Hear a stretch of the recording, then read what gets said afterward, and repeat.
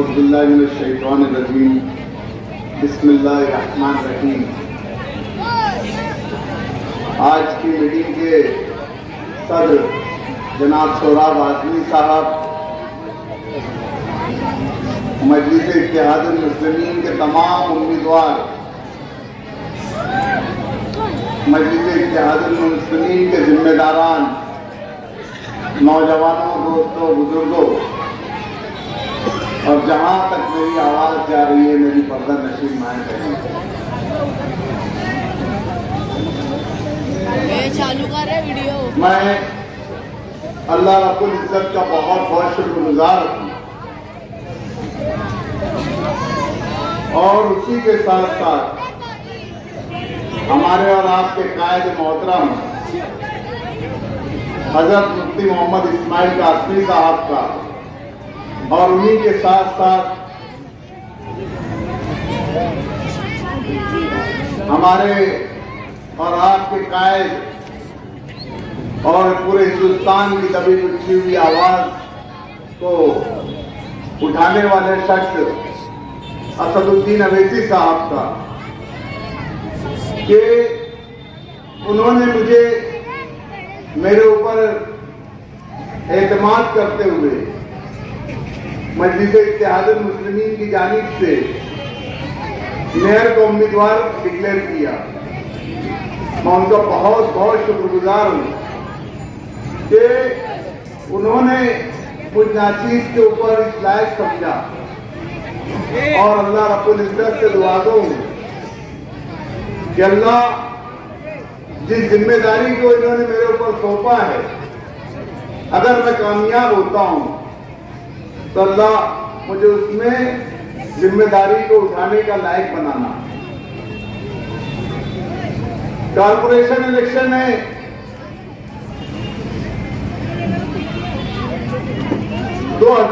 15 जनवरी 2026 को होने जा रहा है। हमारे मुखालिफिन आज से 8-10 रोज पहले पूरे शहर के अंदर एक ही मुद्दा लेकर घूम रहे थे, 162 वोट का, 162 वोट का।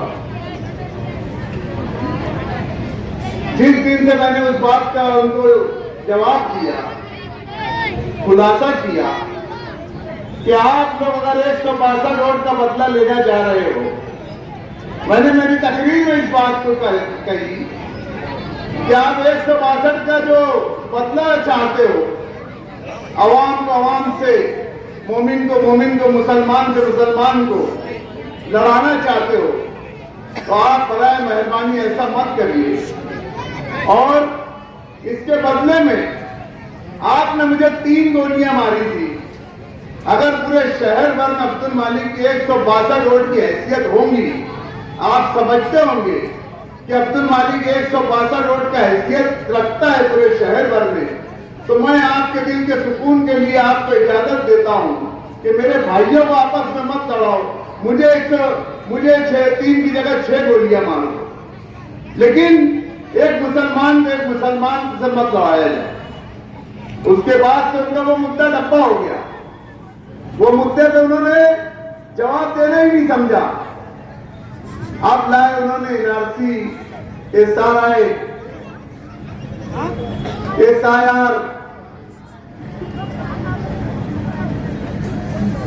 पुलिस डिपार्टमेंट से मेरी गुजारिश है, अभी आप वहां आके खड़े हुए तो पटाखे फूटना बंद हुए, ये गाय वगैरह जो भेज रहे हैं और पब्लिक यानी वो चाह रहे हैं कि ये गाय वगैरह मजमे में घुस जाए और अफरा तफरी फैले, ये एक प्लानिंग के तहत वो भेज रहे हैं। बैठ जाओ बेटा, बैठ जाओ, ये इससे ज्यादा कुछ नहीं कर सकते, बैठ जाओ। ये इनका ज़र्फ है और हमारा ज़र्फ माफ करना है। ये बेटा बैठ, खामोश हो जा।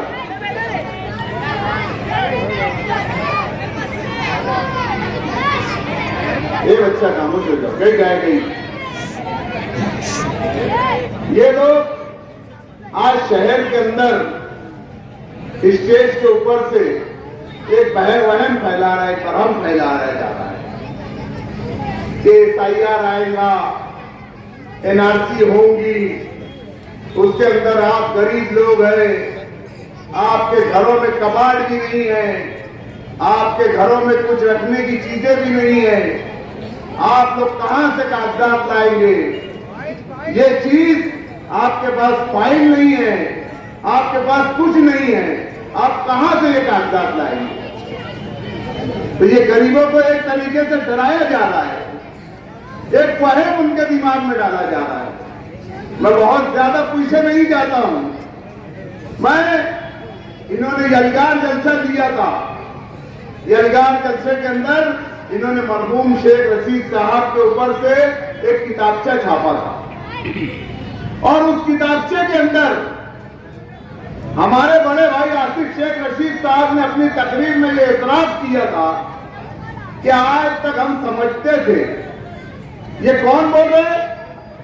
जो पूरे शहर की नुमाइंदगी करने की बात कर रहे हैं, जो पूरे शहर को बचाने की बात कर रहे हैं, वो क्या बोल रहे हैं कि आज तक हम ये समझते थे कि हमारे आबा व अजदाद पिलखोर में रहते थे, लेकिन जब हमारे वालिद और मेरे बड़े अब्बा साहब ने जब हमें पूरी मालूमात बताई और मालूमात बताते बताते बताते जब हमारा शिजरा निकाला गया तो हमारा शिजरा ललिंग से निकला।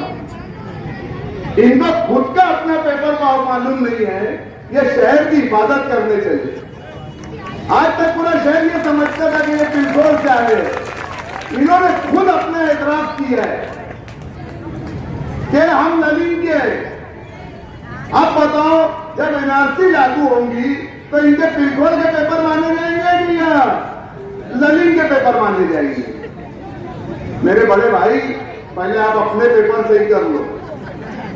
ये शहर की आवाम है, ये बहुत बेदार है, इनको बेदार करने की जरूरत नहीं है और खास तौर से ये जो पेपर के मामला है उसको लेकर ये बहुत बेदार है।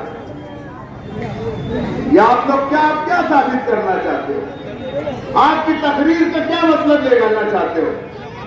आप ये बताना चाहते हो कि अगर आप गिर गए, आप इलेक्शन हार गए, तो यहां पर आप लोगों को, अगर आप इलेक्शन हार गए,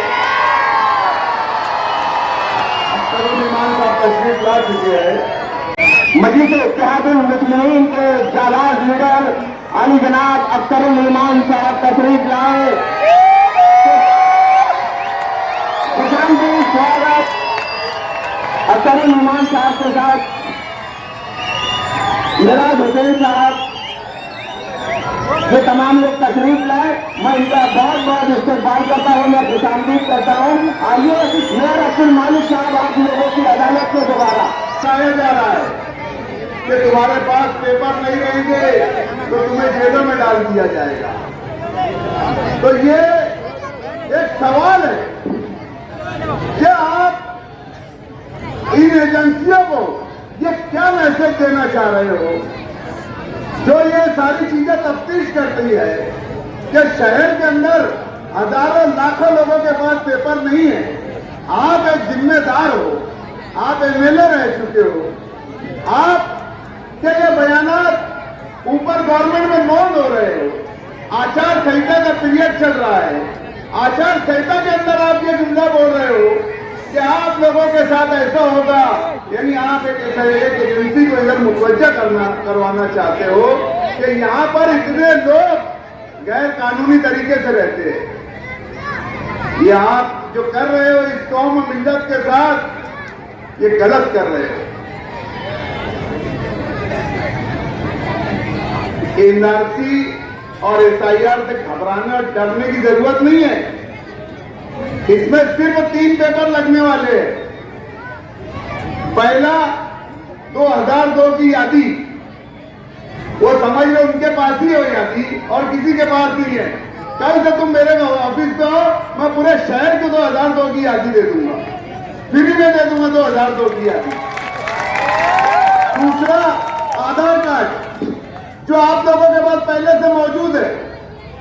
तीसरा LC या जन्म दाखिला, और अगर ये नहीं है तो 2002 से पहले का जो आपके पास रहवासी कुछ भी जमीनी हो या कुछ भी मामला हो, ये आपको पेपर लगेंगे।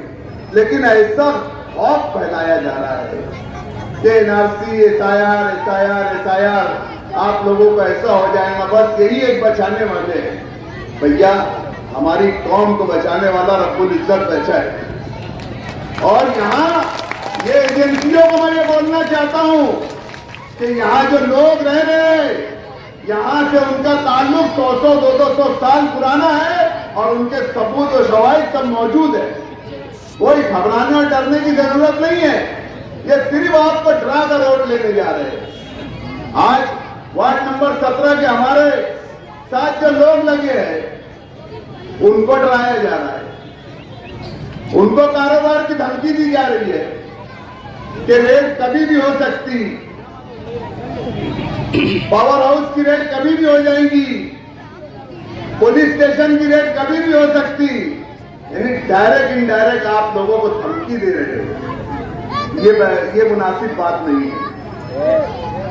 मैंने बेटा खामोश जरा सी, मैंने सलामताबाद चौक की मीटिंग से कहा था कि असलम अंसारी को बचाने के लिए शेख तव्वाब की बलि चढ़ाई गई है। शेख तव्वाब इसी औरंगाबाद के रहने वाले हैं और यही वो असलम अंसारी है जिनके फोन के ऊपर वो एक भरोसा और एतमाद करके दाखिला बना देते थे। ये पूरी इंक्वायरी असलम अंसारी के ऊपर होने वाली थी, जिसका लाके तव्वाब के ऊपर डाला गया है। मैंने उनसे सवाल किया था कि आप बताइए कि आपने तव्वाब को फंसाया कि नहीं फंसाया। एक दिन गुजर गया, 2 दिन गुजर गया, 3 दिन गुजर गया, 4 दिन, 5वें दिन उन्होंने वहां आकर जलसे में क्या कहा कि शेख तव्वाब को घर पर जब ईडी वाले आए थे तो मैं फला जगह से आकर वहां कुर्सी लगाकर बैठ गया था। बिल्कुल सही बात है, आप फला जगह से आकर वहां बैठ गए थे, ईडी के सामने आप बैठ गए थे। आप वहां शेख तव्वाब की हिमायत में नहीं आए थे। आप अपने लाडले कारपोरेटर के घर न पहुंच जाए, क्योंकि शेख तव्वाब का घर और लाडले कारपोरेटर के घर में सिर्फ 2 गली का फर्क है, सिर्फ 2 गली का फर्क है कि आप अपने तव्वाब की जगह कहिए शेख तव्वाब के बजाय असलम अंसारी के पास न ईडी पहुंच जाए, आप उसके लिए वहां आके बैठे थे। आपने देखा पिछले इलेक्शन के अंदर हजरत मौलाना मोहम्मद असलम अंसारी साहब, उनकी हरकत, उनका हुलिया, ये जब तक अगर अपना नाम नहीं बताएंगे तो लोग तो यही समझेंगे कि यार ये कोई आलिम है या हाफिज है या कारी है। इनका हुलिया ये, इस हुलिये और इस छवि के साथ इन्होंने क्या किया।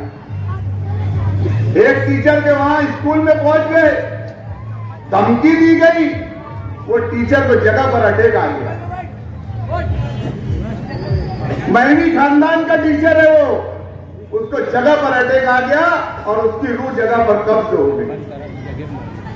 इन्होंने इस कदर में दहशत, इनके मामला वहां तक रुके नहीं, इन्होंने यही की मस्जिद के अंदर एक पेश इमाम के ऊपर कुर्ता पकड़कर उसको खींच कर बैठा दिया गया। मैं पूछता हूं, मेरा सवाल है आप लोगों से कि ये जो चीज है, ये अगर कोई एक आम आदमी करेगा, बिगर दाढ़ी, बिगर टोपी, बिगर कुर्ते पैजामे का आदमी, तो ये चीज तो कहीं ना कहीं काबिल कबूल माना जाएगा कि एक जाहिल आदमी कर रहा है। मेरे भाई, हजरत मोहम्मद असलम अंसारी, हजरत मौलाना मोहम्मद असलम अंसारी साहब, आपको अल्लाह ने ये हुलिया दिया है और आप इस हुलिया के साथ मस्जिद में उस इमाम की बेइज्जती करते हो, मौलाना अफजल नजवी का कुर्ता पकड़कर खींच देते हो, उनको बैठा दिया जाता है। ये हरकत आपके लिए शोभा नहीं देती। आज इलेक्शन है तो मौलाना असलम अंसारी साहब इधर उधर के इलाकों में जाकर असबियत की बात कर रहे हैं। असलियत फैलाई जा रही है। बोल रहे पूरा पैनल देख लो, पूरे पैनल के अंदर मैं एक अकेला हूं, बाकी सब कौन है आप लोग देख लो। और एक वोट मांगे जा रही है, एक वोट मांग रहे हैं वो, और एक वोट मांगकर अपने पैनल को धोखा दे रहे हो। ये इनकी पुरानी आदत है, क्योंकि इससे पहले का अगर आप रिजल्ट उठाकर देखोगे तो उस रिजल्ट के अंदर इनके और दूसरे उम्मीदवारों के बदले मुकाबिल 2 से 2,500 वोटों का फर्क है। पूरा पैनल 500-600 वोटों से गिरा और इनकी सीट 2,500-3,000 वोटों से चुनकर आई है। तो इनकी एक वोट मांगने की कि ये इलेक्शन में मेरे को दे दो, अगले इलेक्शन में तुमको किसको भी देना है उसको दे दो, ये जान है, वहां ईमानदार नहीं। मैं अपनी हर मीटिंग के अंदर, हर कॉर्नर मीटिंग के अंदर एक बात कह रहा हूं कि कॉर्पोरेटर जो होना चाहिए वो एक बाकिरदार होना चाहिए, बाकिरदार होना चाहिए, जिसका किरदार साफ हो, जिसका दामन साफ हो। क्योंकि कॉर्पोरेटर एक ऐसी शख्सियत है जो हर घर से टच रहता है, हर घर उसको जाना होता है, हमारी माओ से, बहनों से, इनसे उनसे सब लोगों से उसको ताल्लुक रखना पड़ता है। तो आप जो उम्मीदवार चुनने जा रहे हो वो बाकिरदार होना चाहिए, साफ किरदार का आदमी होना चाहिए।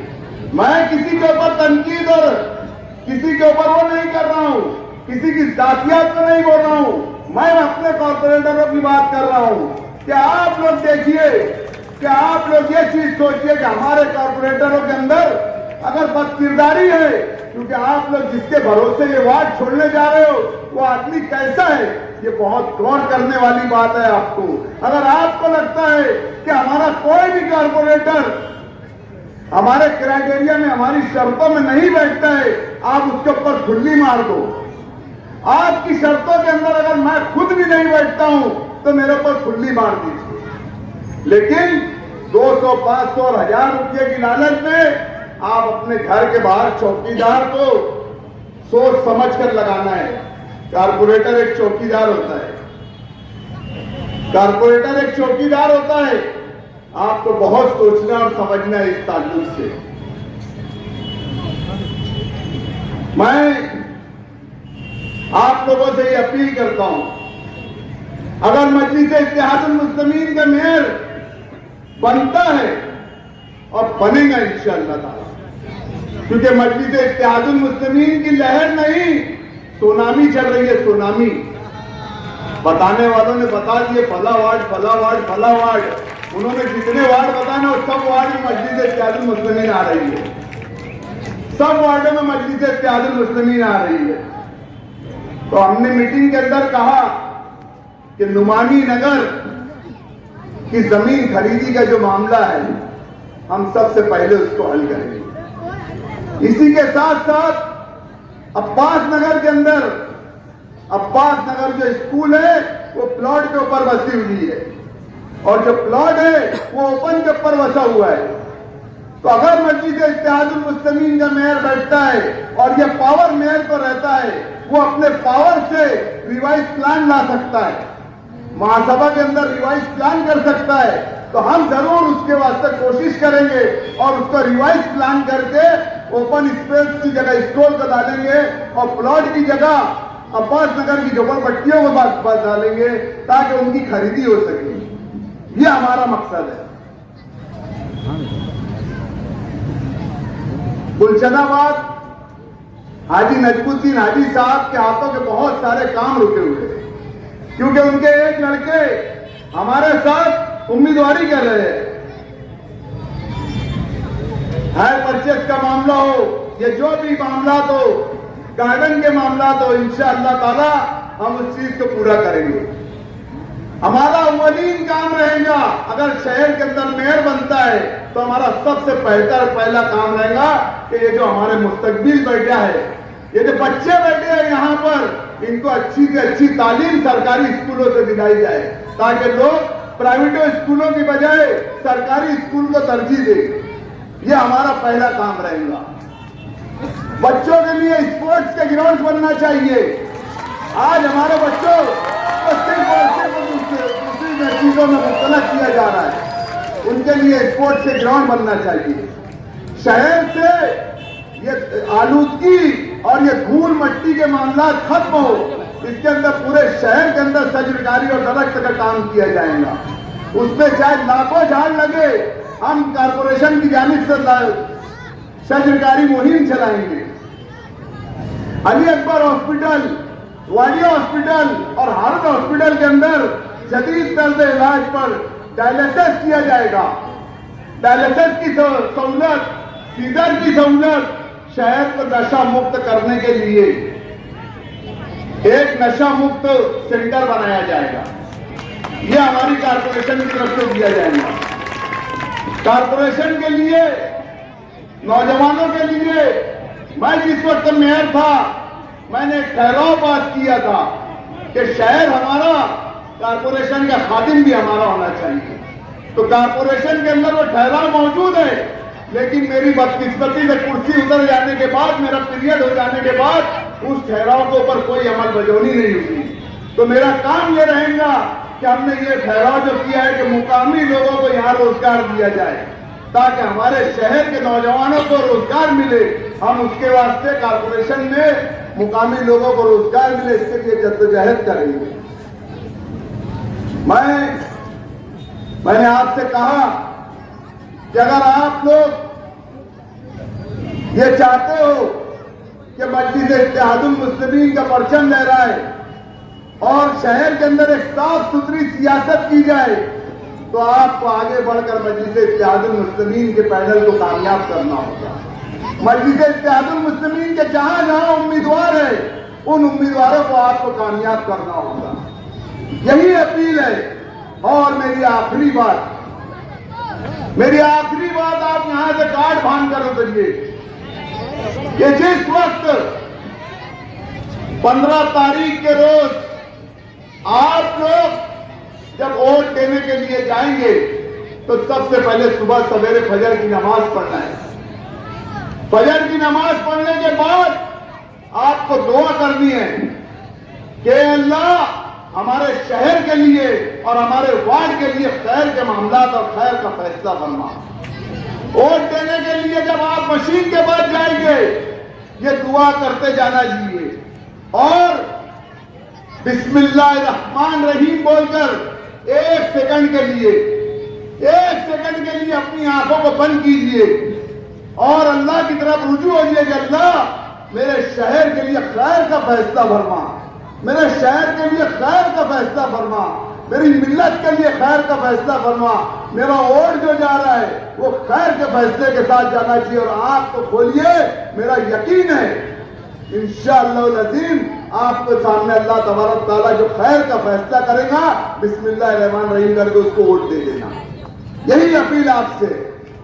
15 तारीख को अगर आपने ये अमल कर लिया तो इंशाअल्लाह ताला 16 तारीख की सब जो है शब महराज की है। शब महराज है 16 तारीख को, और अल्लाह रब्बुल इज्जत शब महराज के एक दिन पहले किए हुए अमल को और शब महराज जिस दिन रहेगी, अल्लाह आपका वो फैसला कबूल करेगा और आपके ऊपर ऐसा ही हाकिम मुसल्लत करेगा जैसा आपका इतना ईमान है। यही मेरी आपसे दर्दमंदाना अपील है, यही गुजारिश, यही मेरी बात लेके मैं आया था।